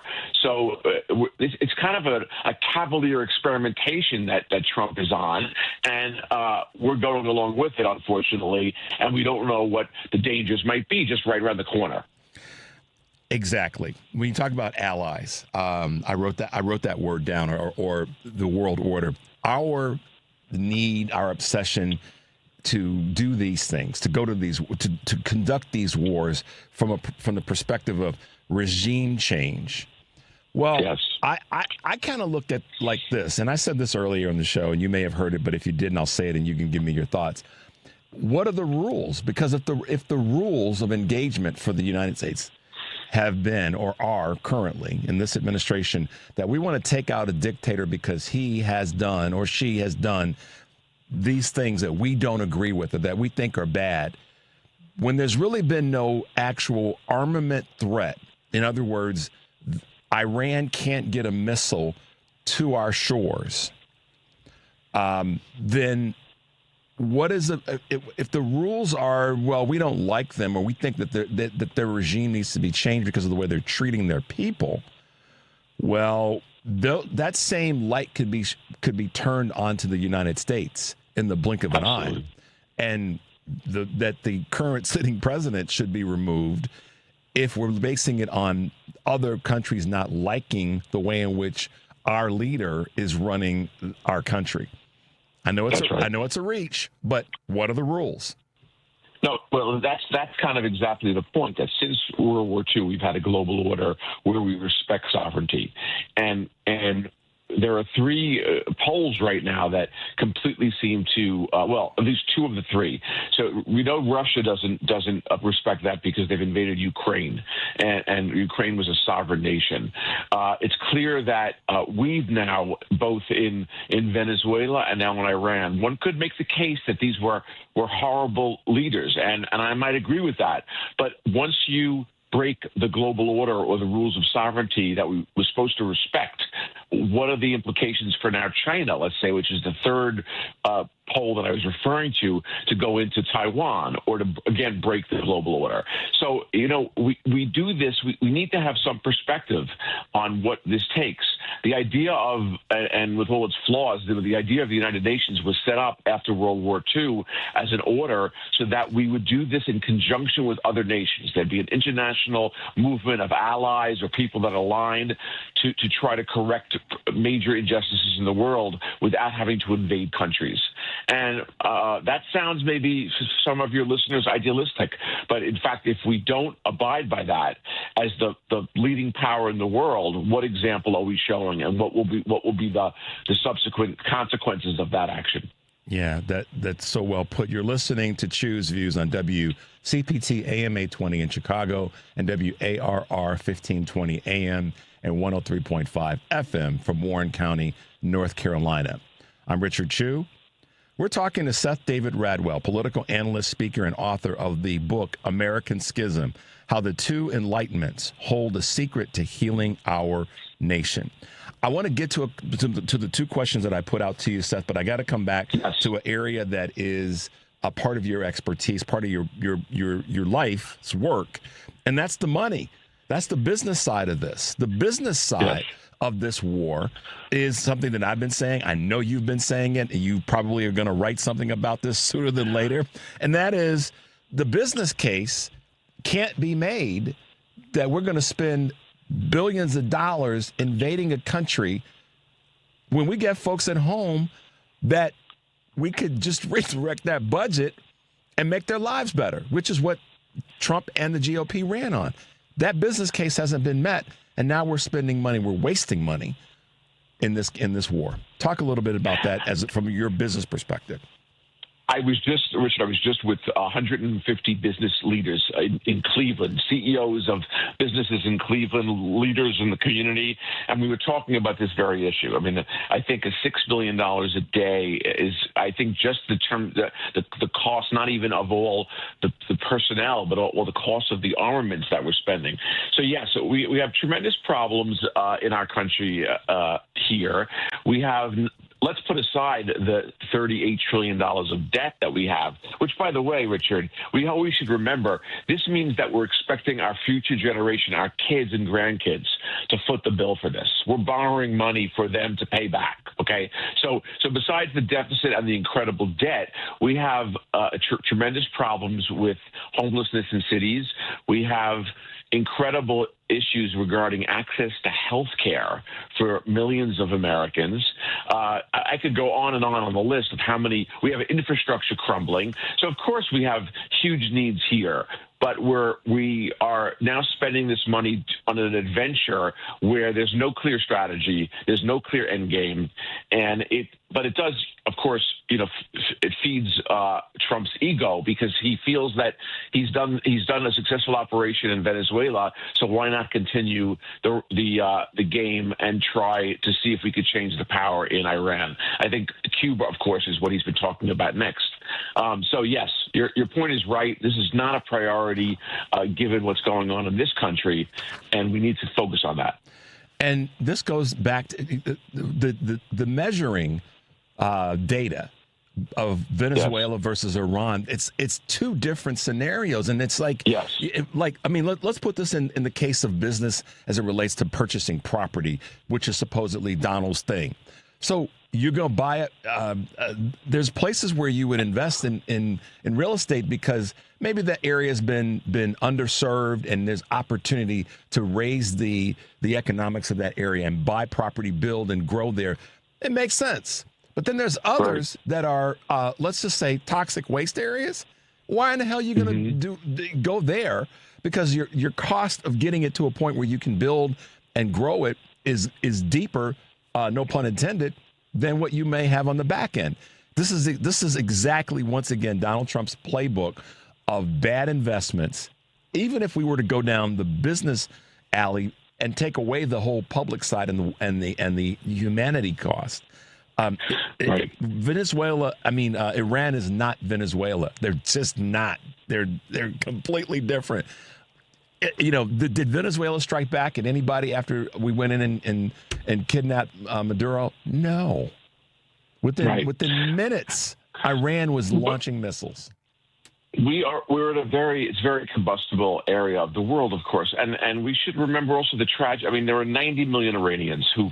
There's no doubt that the country has suffered tremendously under this regime, meaning the Islamic Revolutionary regime, since '79, and the repression has ebbed and flown and grown over time.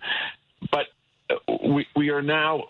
We're lighting a match to a tinderbox, and of course our ally, quote unquote, Israel, has to some degree pushed us into this, in my view, because I believe Israel is under an imminent threat from Iran. Well, we're not, for sure, as you pointed out before. So it's a very different situation than Iran. But I don't think Trump has a strategy. I don't think when I hear from the administration conflicting ideas about what we're doing there. So it's certainly concerning. He doesn't. The economic meltdown that we are going to tip the scales with this war, because it's not. This is what I want more Americans to think about. We oftentimes think just in our little brains about how it impacts the U.S. This is going to have global impact as oil prices continue to be messed with. This is and it's not, as I said earlier, Seth, it's not just the price at the pump. It's how petroleum is embedded in a lot of the things that are manufactured and made throughout the globe. And so the cost of a computer is going to get more expensive because of the plastic that is housed, that computer and that monitor's housed in. Tires. I said, if you suddenly see tires costing more, if you got to get tires on your car, that's indirectly because of the cost of petroleum.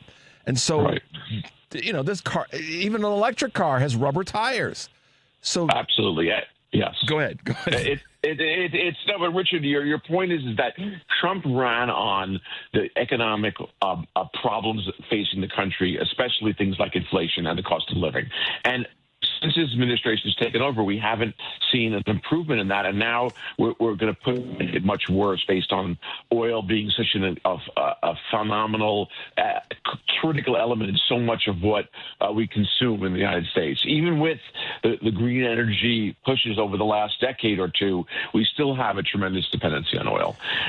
One of the things I want to bring up, when you mentioned before that we might get a call about how we restore our democracy or some of the great questions that you raised. This is something that I've been speaking a lot about recently. It's on my mind because we have in the country a chance with the midterm elections to alter the balance of power in Congress. And every day I'm more and more worried from what the administration is saying that they plan on interfering in those elections and seeing if they could sway the results. And this is something that I want to make sure your listeners are aware of. I talk about it everywhere I speak. One of the things that is on my mind in this space is the people that he's assembling around him. And I'm doing some more research on this. I'll just speak to this on the top line. His former national security advisor, Michael Flynn. Was it Michael Flynn? Is that the dude's name? Flynn. Michael Flynn. Yes. There's some names we all should be paying attention to. Michael Flynn is one of them. The other name is Cleta Mitchell, who was Trump's attorney during his pushback on the 2020 election, and I think she's now the director of election integrity or something like that. Kurt Olson, who was a White House lawyer that investigated the 2020 election, and Heather Honey, who's the Department of Homeland Security election integrity official. They're assembling. So for those who did not hear what Seth just said, I will say it and I'll put some names to it. The White House is assembling a team of people, and in their role, all of it's tied to election security. And what they're trying to do, what they're looking to do is, these are all election deniers then they were all debunked. But the idea is that the White House wants to be able to, what's it called, Seth, a national emergency or help us out here. Well, they want to. There's many different. Like in January 6th, we have to look back and use our imagination. Like then, there are many parts of a strategy to sway the results of the elections in the midterms, and I say that. What I really mean for your listeners is basically to cheat, to push the elections from probably a Democratic House and maybe even Senate, because there's a wave of discontent once again with Trump. They're trying to sway the election. So specifically on the ground in Georgia, Arizona, Michigan, and Pennsylvania, the folks that you just mentioned, Richard, have initiatives in those 4 states at least where they're working with local officials to try to bend the election rules in those states. Okay? So I think North Carolina perhaps as well. So these are states that if we sway the turnout in a couple of cities, it could flip the election the other way.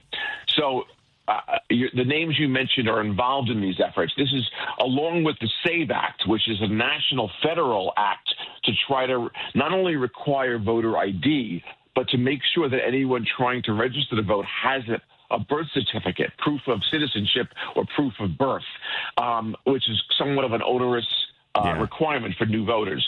So these are all part of a strategy because Trump is scared as the bejesus out of him that if he loses the House, he will lose his power in the next rest of his term, the next 2 years. So the elections are key, and we have to be aware and use our imagination to understand all the initiatives that Trump and his cronies are currently pursuing to affect the outcome of the election. Without a doubt. And guys, as we've talked about this for weeks now, and Seth just brought home some more information around it. Arizona, you know this, and this is just came out. Something that took place over the weekend. It was written about the Arizona Senate President Warren Peterson, a Republican, wrote in a Monday afternoon social media post that he, quote, received and complied And this is the part that's the problem. He complied with the federal grand jury subpoena, for records relating to the Arizona State Senate's 2020 audit of Maricopa's County. That's right. That's right. So the FBI now has those records. As they do in Georgia as well. And they do in Georgia as well. Go ahead. Right. I'm sorry. Go. No, you're right. So those are two states already where there are active legal actions by the federal government to require information contending that there is problems in those two states when we know that this has already been adjudicated, Richard. Following the 2020 election, there were many actions brought to try to show that there were problems, and there were many recounts and many judges, I think hundreds of judges threw out specious claims that Trump's guys were making about the election. So we've adjudicated a lot of this, but they're going yet again to these counties. Maricopa County is one. We know Georgia, Atlantis County, I forget the name of the county. Yeah. Fulton. And I think there's also, yes, correct, right. There's also activity going on in, as I mentioned, North Carolina and Michigan. And Pennsylvania. Yeah, there is. So those are the states. I was down in North Carolina weekend before last, co-hosting a town hall with Anderson Clayton, who is the chair of the Democratic Party, and she is a amazing young leader.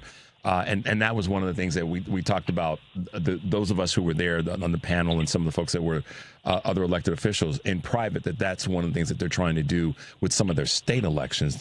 Not even just not just the national, but even in the state level, they're trying to do that by changing some of the voting locations and all in the state. So yes, that's a target as well.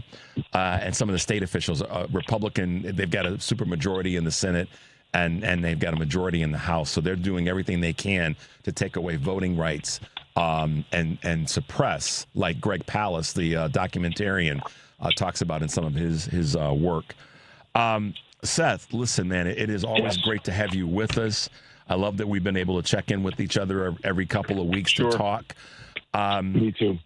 The next, when you're back on in a couple of weeks, let's try to drill down a little bit more on how do we repair, defend, and maintain our democracy, and how do we heal the country's divide, depending on whatever else happens. Since we talked last, we've gone to war.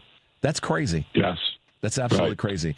But to that end, as we wrap up, let folks know how they can get a copy of the book, American Schism, and how they can follow you on social media. Well, as you know, I do a lot of work on this exact question of how to repair our democracy. So they can go to SethDavidRadwell.com and reach out to me, email me. I write regularly short pieces there. My book, American Schism, is available where all books are sold. The website for my book is AmericanSchismBook.com. And it's a pleasure to be on, Richard, and let's stay in touch. Will do. Seth, be well. We'll talk to you soon. Okay, thank you. Bye-bye. Bye-bye. Quick break, guys. 773-763-9278 is the number. You're listening to Choose Views on WCPT AM 820 in Chicago and WARR 1520 AM and 103.5 FM from Warren County, North Carolina. I'm Richard Chu. We'll be right back. Hi, I'm Pat Hines, candidate for Cook County Assessor. Cook County families deserve stability, not confusion and surprises. After 8 years of promised reform, taxpayers are still facing late bills, sudden tax spikes, and ongoing uncertainty. The Chicago Tribune uncovered hundreds of millions of dollars in property missing from the tax rolls, shifting the burden onto you. When assessments are wrong, families pay more than their fair share. It's time for accuracy. It's time for accountability. Paid for by Hines for Assessor. Excuse me, miss. Can I ask you a question? Sure. Can you recommend a bank that offers a full suite of commercial banking products along with excellent service? Yes, ABOC. What about a bank that has been in Chicago for more than 100 years and really understands the local business climate? ABOC. But I manage a labor union. Can you recommend a bank that really understands how labor unions operate and what banking products they need? Again, ABOC. ABOC first opened its doors in downtown Chicago in 1922 and understands the local business climate better than anyone. ABOC was founded by labor unions and still has union employees and shareholders today, so they really understand how unions tick and how their needs may be different. But whether you're with a labor union or another type of business, whether you're large or small or something in between, ABOC will always make you feel like you're their most important customer. Visit ABOC.com to learn more. Wow, thank you, random person on the street. I'm going to visit ABOC.com today. Member FDIC. You're listening to WCPT 820. Here's the latest Chicago weather update. From the Weatherology Weather Center, I'm meteorologist Jennifer Wojcicki. We'll see a few spotty showers and thunderstorms possible late today. Otherwise, cloudy skies. Temperatures steady early, then slowly fall throughout the day. Winds out of the southwest to 10 to 15 miles per hour. Tonight, a good chance for showers and storms. Cloudy, a low near 43. Wednesday, a chance for rain showers and storms early on, then a chance for rain and snow mixing here late. Cloudy skies. Temperatures steady early, then slowly fall through the day. That's your latest Chicago weather update. Currently, it's 59.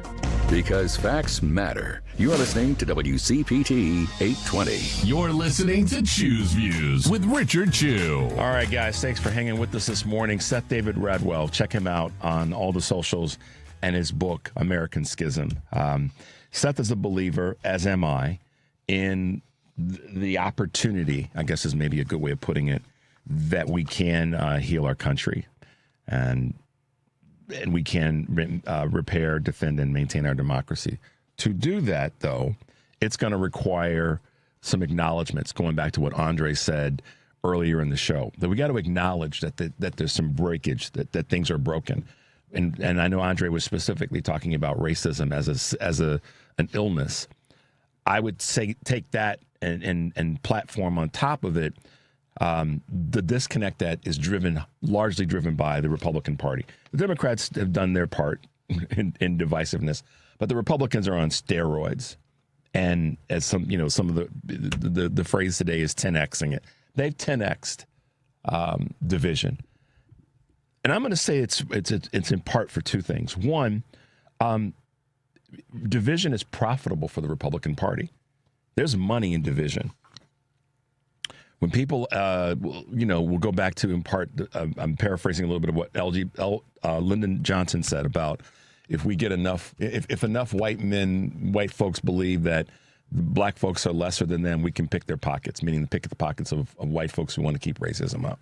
I'm paraphrasing. You can look it up.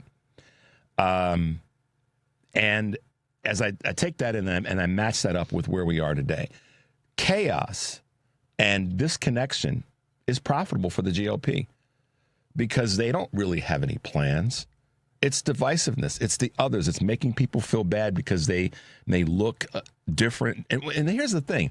When I think about the words like the describers, like different, sound different, talk different, look different, dress different, all those things. The word different is sort of, if you turn your hand, it's different. My palm looks different than the back of my hand. So people who are, yeah, Devin, he does. He's like, look at him. Does it really? He looked at me like, wait a minute. Sorry, Dev. There was a moment where Devin looked at me like, really? But my point is this. When we hear people talk about others, those people, the reality is those people have this, they could take the same perspective or observation that you all over there are the crazy ones. You all over there are the ones that are causing the craziness and the havoc and the drama. So, as I sort of talk my way into this, what I want you guys to really hear is this chaos, this division, this non-planning, this no way out of a war that Trump and the GOP. Let me again. The reminder is this is not just Trump, y'all. This is the GOP. All of them, not just the ones in Congress, the ones down the street from you, the ones that you work with. It's all of them because they should be stepping up right now and saying $1 billion a day and I can't get my company to give me a raise or even talk about a bonus because they can't afford it or people can't get health care like it should be easy as drinking water. But we're fighting a war that Israel drew us into because Trump is such a little Ponzi. Got to keep it clean. It's the entire GOP. If your cousin is supporting this administration, he should or she should not be whining and complaining about not getting a raise or that healthcare is expensive, or that groceries are expensive, because they're supporting this. So we need to have the guts to call them out. How do we bring things together? How do we heal? It starts with acknowledging that it's broken in the first damn place. We got to stop coddling people. We have to tell them, no, this is messed up. I had a friend say to me that, Bush isn't looking so bad right now. And I said, no, he got us into a war that cost us trillions of dollars. And I love this person to death. But I wasn't going to sit there, Devin, and let that just fly over, because then that's excusing the mediocrity. I mean, Mike, am I crazy for saying it that way? This is somebody that I love. Take a bullet for. But when it was said, I was like, no.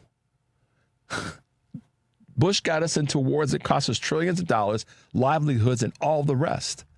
So we have to stop coddling on the way to repair of our country and our democracy. We have to stop coddling folks when they say stupid stuff like that. We can't allow them to say that and just kind of let it run by.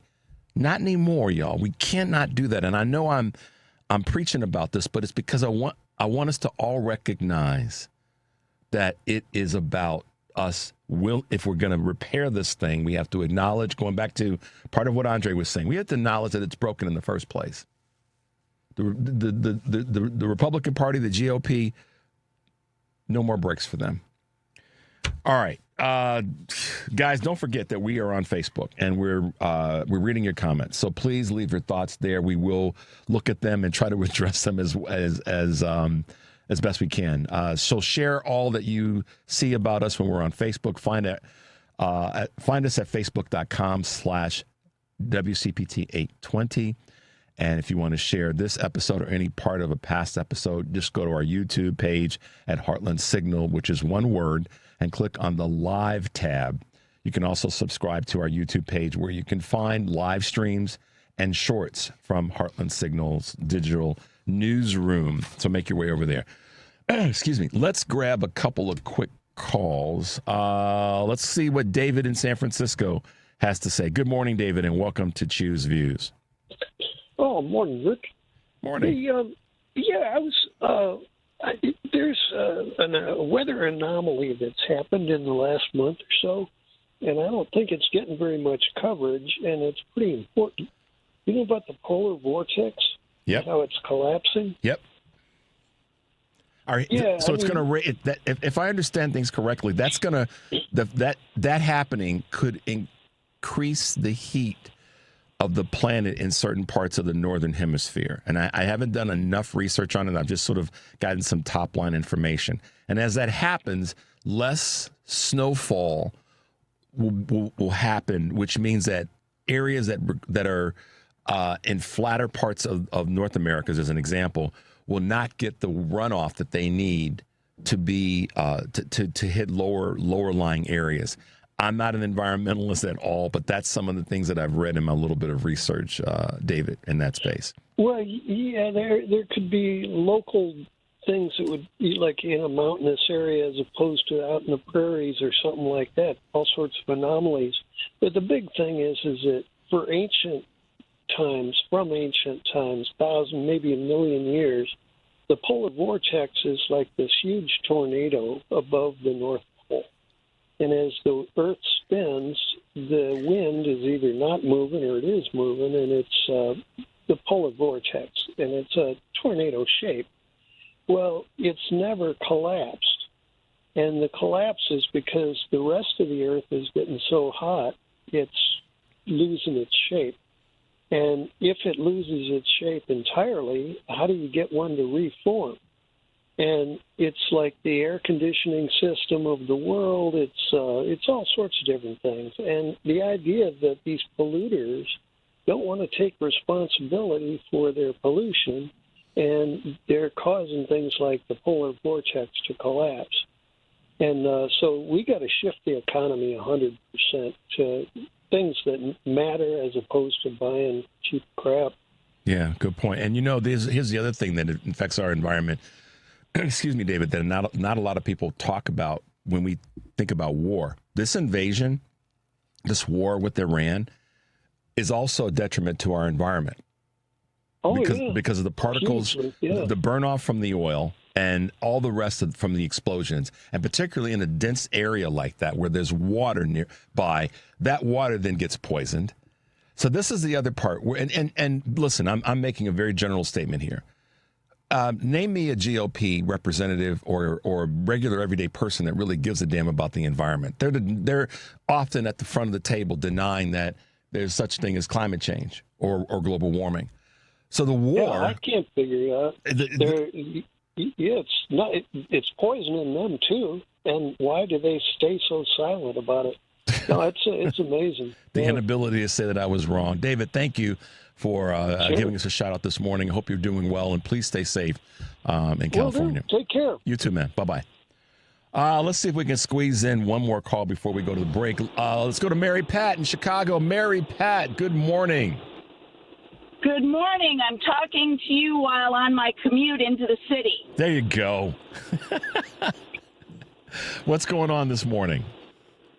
Well, I just wanted to mention that I watched all 4 hours of Jesse Jackson's memorial service on Friday, and I came away from it encouraged because the speakers, our former presidents, former Vice President Kamala Harris, all talked about lifting each other up. And those that told stories about Reverend Jackson talked about how he reached out to everyone. Yep. Race was not the delineation. Religion was not the delineation. Economic status. He helped everyone. Yep. And, we somehow have to leave our cynicism beside, which is really hard for me these days, given our situation.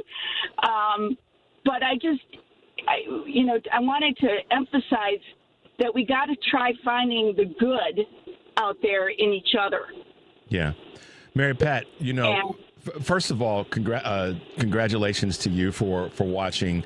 I was able to see parts of it, and I was so thankful that I got a chance to. But I'm going to come back to your base point. Yes, Reverend Jackson, he recognized that there were quote unquote differences in terms of color, culture, religion, sexual orientation, and all those things. He recognized that. He wasn't blind to that. But he used that to further the conversation that if we truly are all, quote, God's children, then we need to start acting that way. And we need to start recognizing the connection there. And Reverend Jackson was very strong in that space. He was quick to call out bias. Don't get me wrong. I've been in the room when he did it. But he also did it from the perspective of we can all do better. And I agree with you. He recognized the economic disparities that are real in our country, frankly, across the globe, which is why so many people from outside of from Chicago, Illinois, and the rest of the country, but from the globe, came to speak on his great life. So you're right, Mary Pat. And as much as, I know I've got my observations and opinions about things, I do at my core know that we all do have to fight together, which is what I say so often, and not against each other. And the more that we can acknowledge that and then set a path toward doing that, we're going to be able to heal our country, I believe. I stay optimistic about that. I have to. I have no choice in the matter. I have to stay optimistic about it. And the thing that we really have to promote and get people to do is use their right to vote in these primary elections. Don't sit home. Don't sit home and be cynical.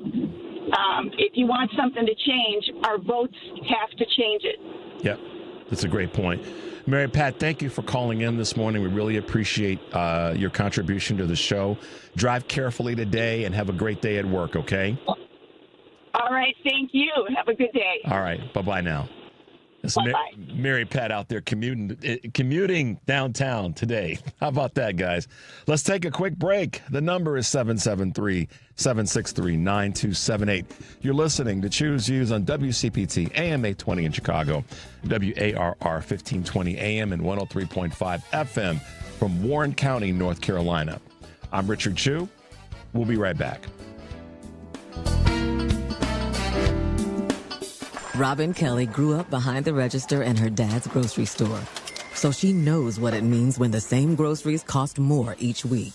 Under Donald Trump, corporations get tax breaks, loopholes, and a green light to price gouge. Families get higher grocery bills, higher childcare costs, high healthcare premiums. It's Trump's economy. Corporate profits first, people last. In Congress, Robin Kelly's been fighting back. Robin took on insurance companies to lower drug costs. She wrote the law extending Medicaid for new moms to a full year because cutting care after 60 days was just wrong. And now Robin Kelly is running for Senate with a people over profits agenda. Medicare for all, so healthcare isn't a ripoff. Cap on childcare costs so families can work. And crack down on corporate price gouging so you're not punished at every turn. People over profits. Robin Kelly for U.S. Senate. I'm Robin Kelly, Democrat running for U.S. Senate, and I approve this message. Paid for by Robin Kelly for Senate. Hey Google, play WCPT. Streaming Chicago's progressive talk from TuneIn. This is Choose Views with Richard Chew. All right, guys, thanks for being with us this morning. Welcome back to the show. Yes, Mary Pat is spot on. We do have to find ways to keep coming together. Got to do it. Reverend Jackson was a big part of who he was and what he represented. And Mary Pat is also correct, y'all. You don't have the luxury to stay home and not vote. You just don't. And because if you do, Mary Pat's going to come get you. You're going to be in trouble. So thank you for that, Mary Pat. Let's go to Robert in Gurnee. Good morning, Robert, and welcome to the show. Good morning. What I kind of wanted to comment on is damage that's been done. And, hello? Yeah, we're here. We had a little static that was there for a minute. We thought we lost you. Okay, no, I'm still here. What I wanted to comment on is your comments about repairing the damage that's been done. And I want to kind of like attack or come at that from a slightly different perspective. You know, we look to the Constitution for everything, but most of us don't understand that the Constitution, we call the Constitution, is two documents. The Constitution of 1789, which maintained and continued the colonial and enslavement project, and then 4 years later, the Bill of Rights. Yep. That's the only place where we really see humanity. And what we have to do is, like what you were saying, about really be honest with ourselves about what we've got going here. If we're really going to be a society built on civilization, we have to have the courage to go beyond just the political rights, the right to speak, the right to not be arrested, just the Bill of Rights. And we have to start to say that a really humane society would have economic rights. We would be able to say housing, food, healthcare, and education are human rights, and then dismantle the institutions and mechanisms that prevent that. Because when you think about what the Republican Party is doing, they're trying to strangle people by taking away their housing, their food, their health care, and education. That's what their Project 2025 is focused on. That's what it does. It wants to maintain, essentially, the good old days of the antebellum South. And that's what that's what their vision and their whole perspective is. So if we're going to really change things, we got to really change things. We're not going to get this toothpaste back in the tube.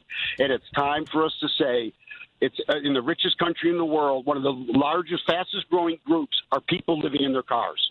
We have to see that as just vulgar and disgusting, that we actually tolerate that for 1 second. So we got to move to economic rights. And that's going to make some people upset, but you know what? Too bad. What do you know about the antebellum South? I'm just playing, Robert. But listen, listen, man, I appreciate and applaud you for. I felt that from your chest. You said that from the back of your chest, and that's what we have to do. Yeah. We have to be. We do. It's good. Go ahead. I'm sorry. Yeah, we do. We have to have the courage to admit that the Constitution. I'm starting to do little seminars, teach-ins where I'm at, because we have to start to realize the Constitution only uses the word "the people" like 3 times. Mm-hmm. And it's not in any sort of, really, revolutionary or really humane way. We have to begin to recognize that the Constitution just kept the whole colonization and enslavement project going. And it was the anti-federalists who were the real, humanists. They're the ones that say any person, has these rights. We're not going to pick and choose. Anybody that's here walking on this ground, you got these rights. You can speak. You can say what's on your mind. You can hang with the people you want to hang with. And we have to start to realize that. I mean, literally, I've told people we could take the per se Constitution and just trash it and just start from the Bill of Rights and rebuild a society that actually, we care about people. We don't sit there and treat people that they're inherently criminals or something, and all the sort of the nonsense we create in our culture. And that's what we've got to do. Yeah, it's that simple. Robert, here's the challenge. I mean, Voulay, who was on with me in the recorded interview that I did, he talked about reimagining philanthropy, but he expands into reimagining how we process, how we do, how we question, how we operate in the country. And one of the things that I thought was compelling and really kind of links up with what you just said about, we got to do differently. He actually says in the interview, you guys can go back and listen to it. He said that if a corporation, and I'm paraphrasing because I'm trying to remember exactly how we put it, but basically what he was saying is if a corporation has voting power because the Mitt Romney statement about companies are people too, essentially, right? Then if that's the case, then a waterway that's been damaged by a corporation should have the same ability to sue that corporation for the damage that it caused. But that requires what you just said, Robert, which is people acknowledging that stuff is broken and that the Constitution is a document, but the Bill of Rights is really where that's sort of like the Constitution, and nobody get their undies in a bundle from me and Robert saying it this way. That's kind of like the little, cheese and crackers that you get before you have your meal. The Bill of Rights is where the meat and potatoes really are and what we've got to work to lean into a little bit more. But I think it also starts with something, Robert, that you and I both haven't said this morning, and that too many people there's not enough people now. Maybe there never have been. I don't know. But right now, there's not enough people in this country that are willing to acknowledge that they don't know every damn thing, that they are not. Oh, man. And listen, I'm going to put the mirror on me and the light on me. I say this all the time. I know a lot, but I don't know everything. And I'm still trying to okay, what did I miss there? We have to be willing to push people to say, that doesn't make any damn sense. Right. It's like I tell people when I'm talking to them, I'll say one of the first things I admit about many of the topics I learn about, I admit, I really don't know.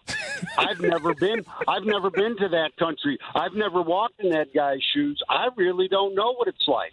And once you do that and you start from a point of saying, I don't really know, and you start asking questions and start talking to people, you'll be amazed of what you find out.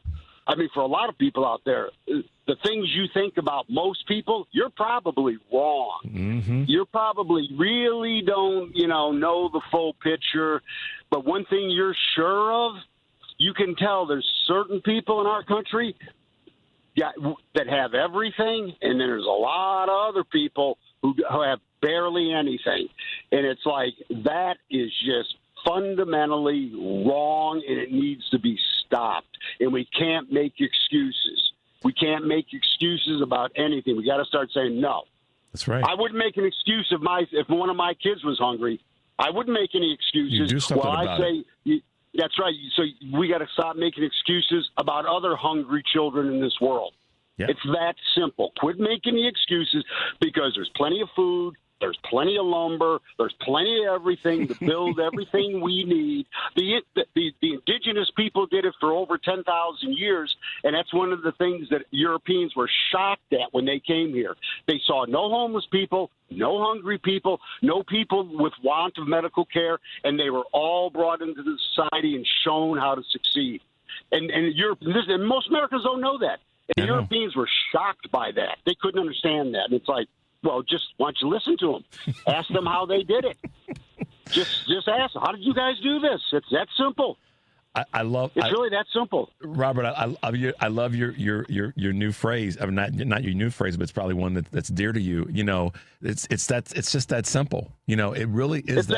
It's that simple, and we have to. You know, there's so much more we can talk about, and I'm going to put it on you to keep this conversation going.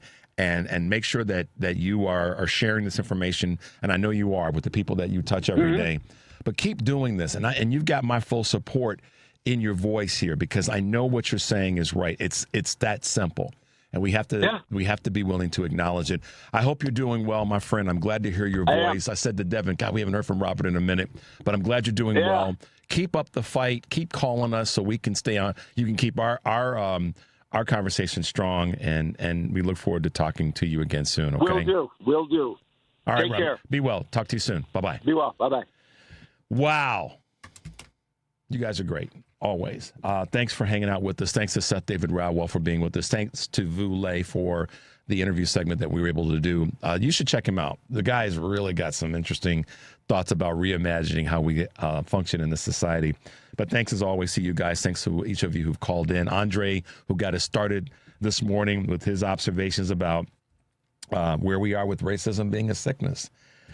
With all that being said, guys, stay tuned for the Stephanie Miller Show. And remember, take a deep breath, and please make your life count. We'll see you tomorrow.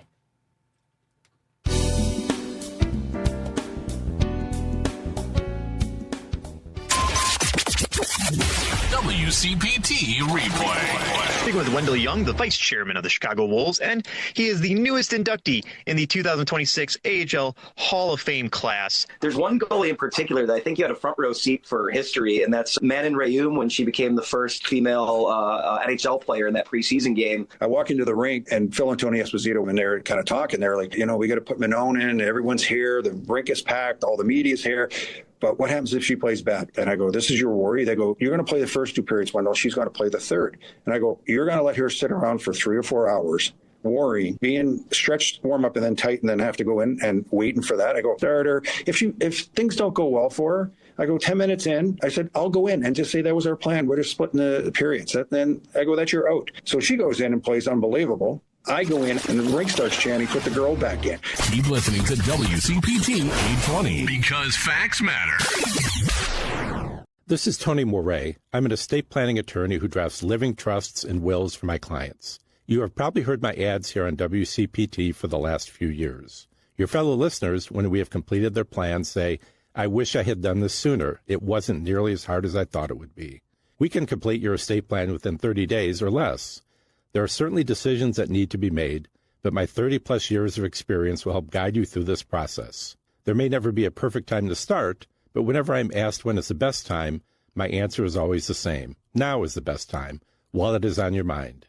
Being able to tell your family that you have an estate plan in place, that all the details have been taken care of, will be a great relief to both yourself and those you care for the most. Our initial consultation is without charge, and there is no obligation. My phone number is 847-996-0496, and my website is moretlawoffice.com, spelled M-O-R-E-E. I look forward to speaking with you.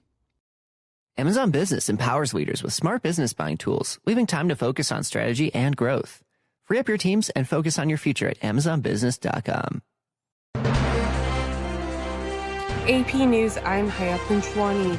AP's Lisa Dwyer reports on the dignified transfer for a Kentucky soldier who died Sunday from injuries sustained in the Iran war. Vice President J.D. Vance and Defense Secretary Pete Hegseth joined the grieving family of a Kentucky man who was the 7th U.S. service member to die in combat during the Iran war. Pentagon says 26-year-old Army Sergeant Benjamin Pennington of Glendale died after being wounded during a March 1st attack on an air base in Saudi Arabia.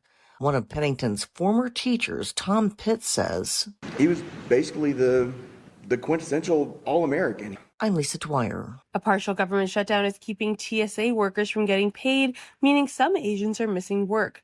At Houston's Hobby Airport, traveler Will Sims says he's never seen lines like this before. So far it has been good, but I'm very empathetic to the people that are having to deal with the 3, 4, 5 hour lines, because obviously it's spring break.